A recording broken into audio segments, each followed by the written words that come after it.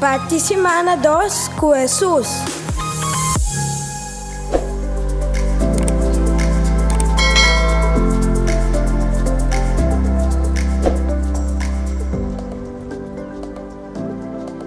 Nossa participação com Salmo 68, versículo 1-6, 19 e 20.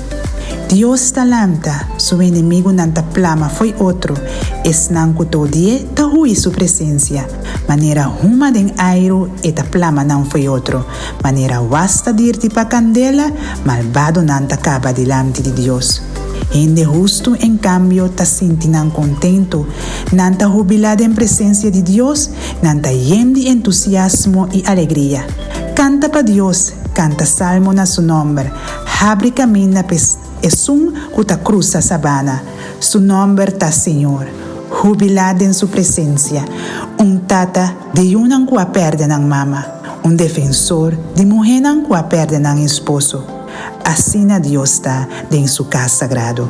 Dios kuta dones nang kuta so un lugar pa nang viva ading, kuta laga prisionero nang bay pa nang hayong vida feliz. Bendicionase a Señor nos Dios y Salvador.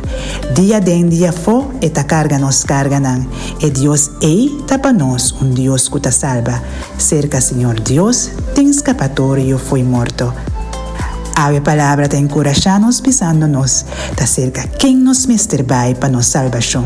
Señor Dios, es un que te salva.